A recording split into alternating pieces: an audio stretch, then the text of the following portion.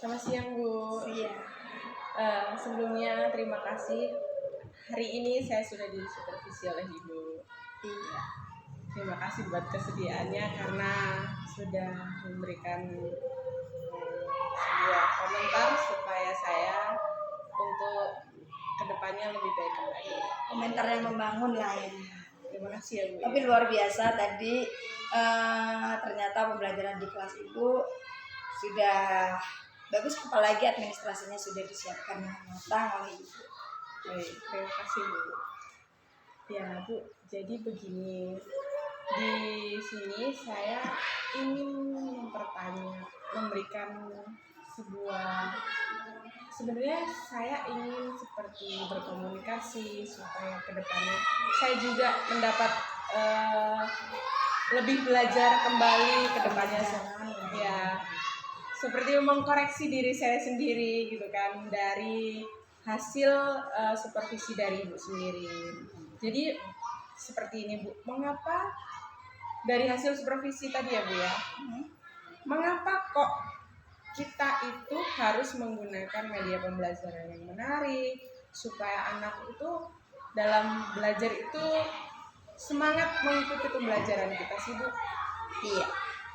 Jadi gini, jadi ini kan diambil dari tadi memang hasil supervisi yang saya amati dari pembelajaran Bu Cherry ketika di kelas.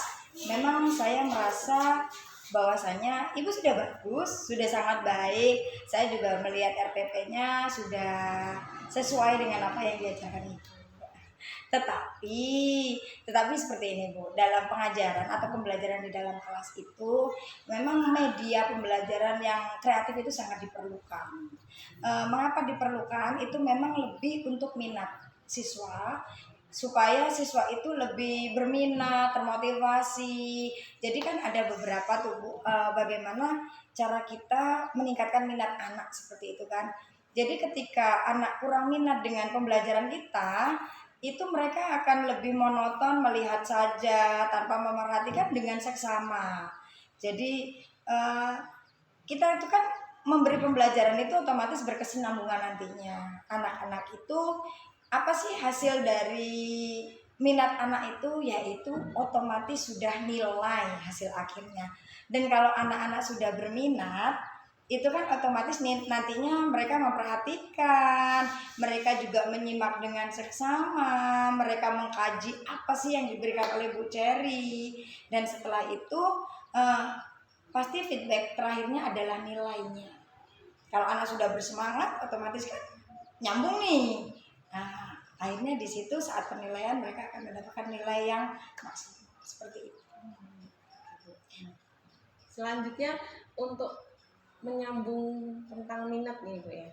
Dari minat anak itu gimana, Bu? Caranya kita meningkatkan minat anak, tapi mungkin bisa dibilang dengan hal yang sederhana karena kita kan menggunakan kelas bawah. Maksudnya kita di kelas 1 nih. Jadi kalau mungkin di kelas atas kita bisa menggunakan kita mengajak mereka seperti kayak mempraktik. Kalau mungkin untuk tingkat SMP kita bisa menggunakan laboratorium atau praktek-praktek yang seperti itu. Tapi kalau itu kan untuk kelas yang atas. Ini kan saya menggunakan kelas bawah. Bagaimana caranya kita meningkatkan minat belajar anak? Itu sangat banyak caranya, apalagi harusnya di kelas bawah ini ya. Di kelas bawah itu lebih untuk menimbulkan itu kan banyak area-area untuk bermain anak-anak seperti itu. Misalkan tadi kan yang saya sebutkan yang pertama itu ada media. Media itu untuk anak kelas bawah itu banyak. Kenapa tadi waktu saya bilang kurang kreatif nih seperti itu. Tadi kan Ibu bisa menggunakan, misal ketika ada pelajaran gambar-gambar itu Ibu menggunakan PowerPoint. Seperti itu kita bikin video-video itu di YouTube kan sekarang banyak tuh, Bu. Jadi bisa ditampilkan ke anak. Kan kebetulan di sekolah kita juga lengkap alatnya, ada proyektor dan yang lainnya. Nah, itu bisa kita tampilkan. Jadi kan saat Ibu tadi menampilkan hanya sebuah gambar yang diberikan ke anak, itu kan anak jadi bingung itu gambar apa, ada yang tidak terlihat seperti itu ya Bu. Iya. Nah kalau di kelas itu bisa Bu nanti menggunakan seperti video-video tentang materi-materi Ibu yang tadi memang sudah dijelaskan. Selain itu juga bisa Bu, itu dengan belajar-belajar di luar kelas, itu kita memanfaatkan lingkungan yang ada, seperti itu. Selain itu juga kita bisa kok Bu, menggunakan media seperti media kartu, media yang memang jiwanya anak kecil itu kan lebih suka bermain. Jadi memang kalau apalagi di kelas bawah itu Bu, apalagi SD di kelas bawah itu memang lebih ciri khasnya mereka itu belajar sambil bermain. Ketika kita menerangkan benar seperti Ibu, seperti anak SMA kan di laboratorium Bu yang lebih menarik untuk mereka. Itu kan untuk tingkatan anak yang memang benar-benar sudah belajar dengan pengamatan konsentrasi yang fokus. Tapi kalau untuk anak SD itu sebenarnya lebih banyak bermain belajar itu sambil bermain seperti itu. Banyak banget kalau memang mau mempelajari apa saja sih yang bisa digunakan di SD ini. Seperti itu. Oke. Selanjutnya nih Bu, mengapa minat belajar siswa itu tergantung dengan kekreativitasan guru dalam mengajar?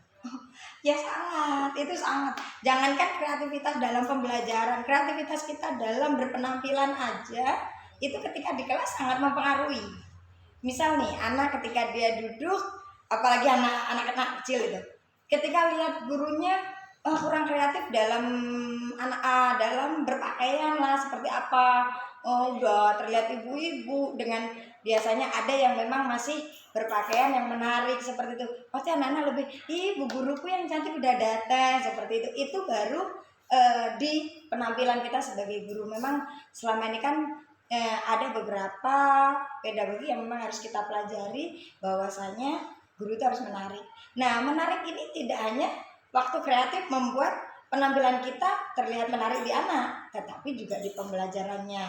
Nah, kenapa kok harus dan kenapa kok berpengaruh? Sangat berpengaruh kalau kita membuat media kreatif itu seperti yang tadi saya jelaskan di awal, bahwasanya menarik minat anak itu akan menghasilkan nilai yang baik untuk anak. Bisa dipastikan nilai akhir itu bermula dari minat belajar siswa itu sendiri. Dan minat belajar siswa itu biasanya itu akan dipengaruhi dari model pembelajaran kita, strategi pembelajaran kita, dan juga media-media yang sudah kita siapkan.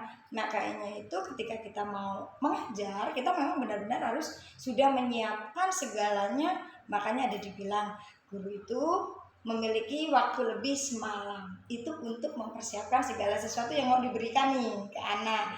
Misal kalau kita mau mengajarkan anak tentang pembelajaran yang mudahnya saja, anak biar mengenal Pancasila, apalagi anak kelas bawah ya, kita minta anak-anak hafalkan lambang Pancasila, cuman dengan bahasa anak-anak hafalkan, anak-anak akan bingung. Tetapi kita bisa menggunakan permainan. Permainannya apa? Kita gambarkan dulu. Setelah kita gambarkan, lalu kita menggunakan seperti kartu kartu materi itu kita sebarkan, dan mereka diminta untuk dulu-duluan menjawab bahwa bintang itu lambang Pancasila yang keberapa, seperti itu bisa lebih.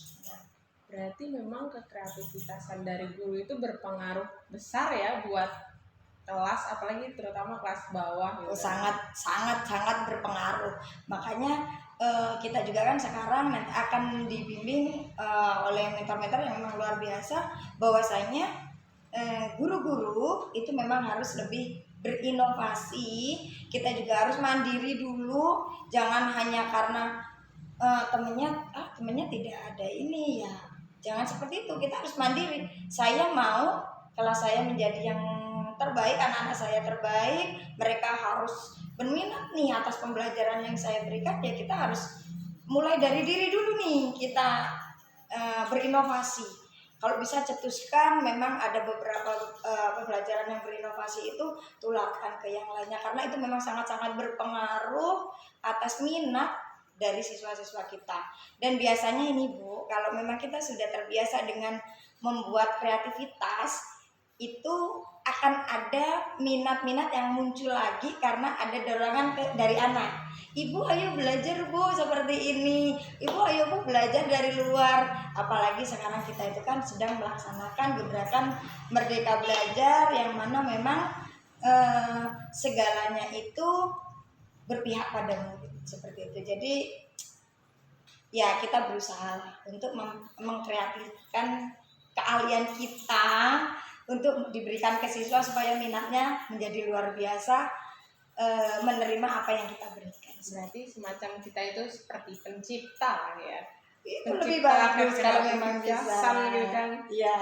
Tapi ya itu mungkin bagi orang-orang yang sudah terbiasa ya akan mudah ya Bu ya. Ya makanya itu. Kenapa orang jadi kenapa bisa mudah sih Bu? Seperti itu. Pasti kan ada bahasa itu. Mudah itu ya karena terbiasa.